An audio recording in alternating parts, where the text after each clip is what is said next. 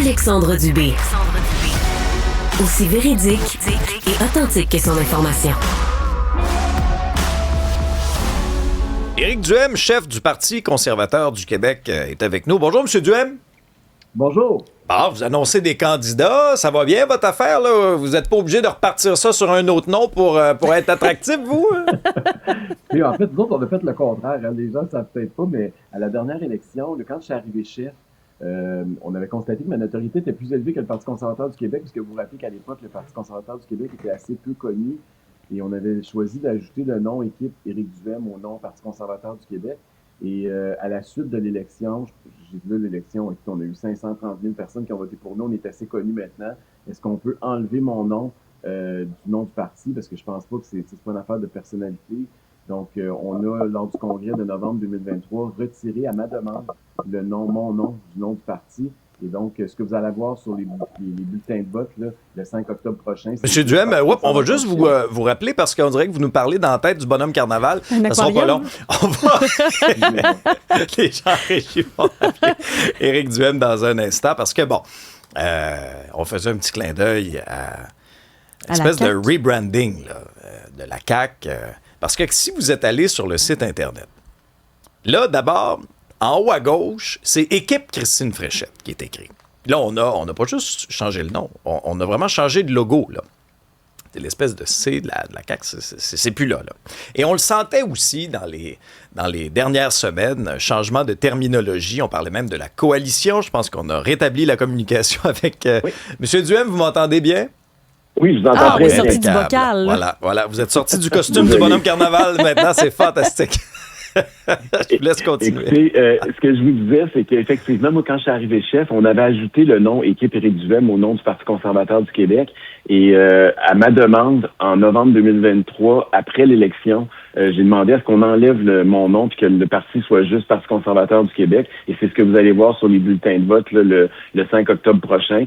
Parce que je pense pas que le parti, c'est l'histoire d'un seul homme. Là. Je comprends qu'au début, nous, on avait besoin de faire ça parce que le parti avait pas de notoriété. C'était la première élection, on partait à 1% des intentions de vote. Mais au point où on est rendu aujourd'hui, là, je pense que c'est plus nécessaire. Donc, on fait exactement le processus inverse de ce que la CAQ est en train de faire, qui, elle, veut faire disparaître le nom du parti au profit de sa nouvelle chef pour faire oublier les 8 dernières années que la CAQ nous a fait subir. Bon, il y a quand même certains transfuges de la CAQ qui ont fait le chemin vers le Parti conservateur. Pensons à Sébastien Lépine, qui, à l'époque... Oui. occupait le poste de chef de cabinet du ministre des Transports, François Bonnardel. Là, ça va être votre homme de confiance. Là. Il va être avec vous. Là. Il va diriger votre campagne. Et il était même aussi, rappelez-vous, le directeur de campagne de Bernard Drinville il y a 3 mois à la course à la direction de la CAQ. Alors, il a entendu quoi, le chant des sirènes? Vous l'avez convaincu? Bien, ça fait plus de 20 ans que je connais Sébastien. C'était un opérateur politique à l'époque de l'ADQ, comme moi. On a travaillé ensemble à cette époque-là. C'est un gars qui a des qualités essentielles comme organisateur politique et j'ai l'intention de mettre ses talents à profit.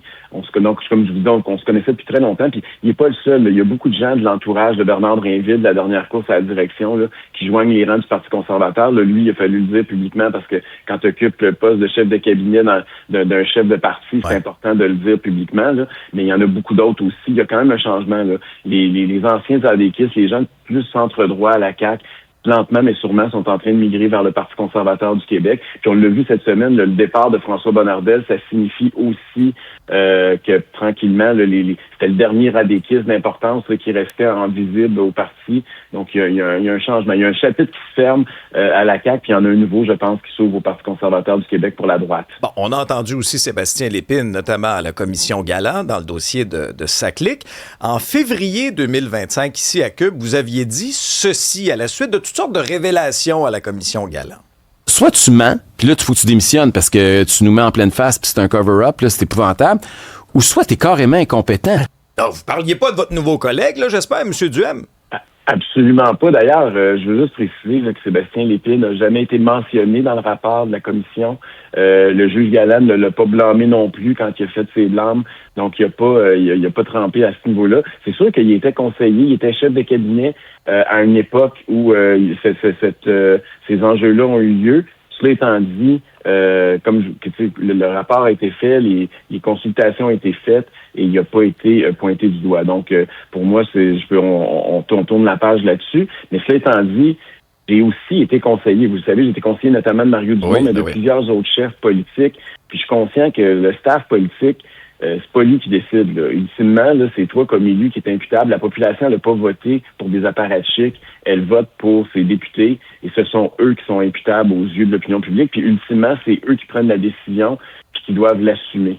L'autre sujet sensible, M. Duhem, c'était les fameux débats, parce qu'il va y en avoir quand même plusieurs. Oui. Pendant la prochaine campagne électorale, vous avez signé d'ailleurs une lettre ouverte, entre autres, dans Le Soleil, où vous interpellez Radio-Canada, parce que essentiellement, Radio-Canada, on s'entend là, que parmi tous les médias, c'est eux qui ont le plus de moyens financiers là, pour tenir de tels débats et de tenir ce débat-là à Québec. Or, la Société d'État vous a comme donné un prix de consolation en disant c'est pas le débat qui va être tenu à Québec, c'est la fameuse émission, là, comment ça s'appelle? Là? C'est 5 chefs, une élection. 5 chefs, une élection. Bon, là, vous êtes pas content?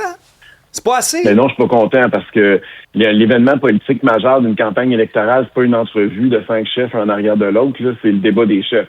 Là où les opinions se font et se défont, là où il y a même des élections qui connaissent un tournant majeur, c'est un débat des chefs. On a une loi au Québec qui est la loi qui octroie le statut de capitale nationale à la Ville de Québec, qui dit que les événements politiques majeurs doivent se tenir dans notre capitale nationale. Pour moi, là, il y a un événement majeur politiquement aux 4 ans, le plus majeur tant qu'à moi, c'est le débat des chefs, et que là, tous les débats, toutes les interventions se fassent à Montréal, je trouve que ça n'a aucun sens.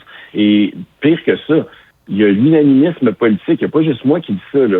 Tous les 4 autres chefs des 4 autres partis m'ont appuyé dans ma demande auprès de Radio-Canada. La Ville de Québec, le maire Marchand, qui n'est pas un conservateur en passant, là, et tous les conseillers municipaux, autant de l'opposition que du parti du maire, ont tous adopté une motion pour aussi réclamer le débat des chefs à Québec. Il y a un unanimisme politique et des fonctionnaires d'une société d'État fédérale se permettent de dire non, pour nous, la démocratie, c'est pas important. Puis les raisons qu'ils donnent sont complètement bidons. Vous venez de mentionner les ressources, là. Radio-Canada reçoit 1,5 milliard de dollars par année de la part des contribuables. J'aimerais ça le rappeler, là. C'est important de le dire. Deuxièmement, ils disent qu'il y a des enjeux de sécurité. L'Assemblée nationale est beaucoup mieux en matière de sécurité que la maison de Radio-Canada à Montréal. Troisièmement, ils nous disent qu'il y a l'aspect logistique.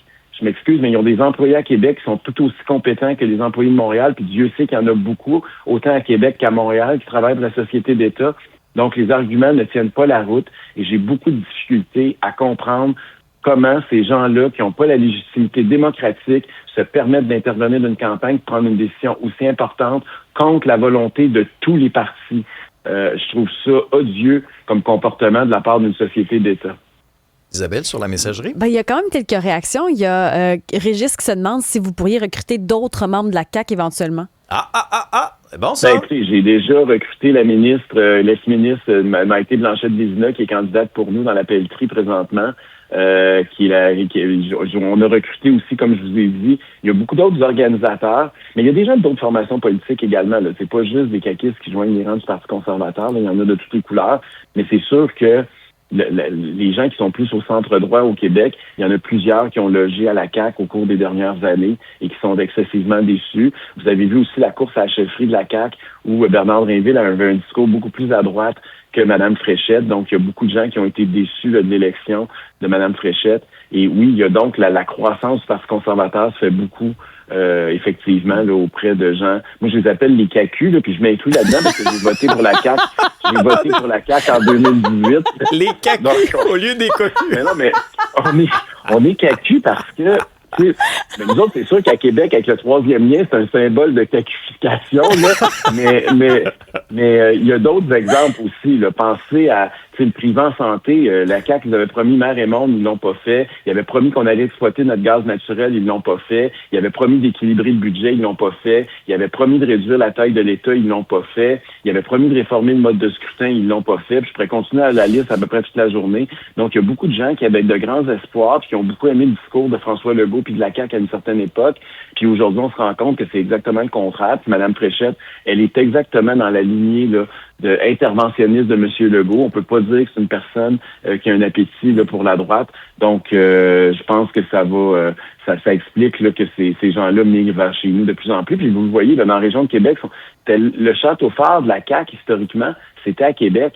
Et maintenant, c'est le Parti conservateur qui est numéro 1 à Québec. Là. C'est clair qu'il y a un signal qui est envoyé. Là. En tout cas, Laura, elle, trouve que vous avez de bonnes idées, que vous méritez l'élection. Elle va voter PQ pareil, mais vous restez son deuxième choix. Elle vous souhaite une bonne chance. Au moins, il nous reste juste ça va être moins dur la convaincre. Ben, je pense qu'il y a beaucoup de gens présentement, puis c'est normal, là, c'est la première élection de notre histoire où il y a 5 partis qui sont vraiment compétitifs, puis où on pourrait se ramasser avec un gouvernement élu avec moins de 30% des votes. Hein. On n'a jamais vu ça dans l'histoire du Québec. Il y a été une époque où tu avais 45% des votes, puis tu perdais ton élection, tu te faisais laminer. Aujourd'hui, à 27, 28, 29%, tu peux penser former le gouvernement. Ouais, donc, il y a mais M. Duhem, il y a quelque chose qui change, mais le point de Laura est quand même bon, là.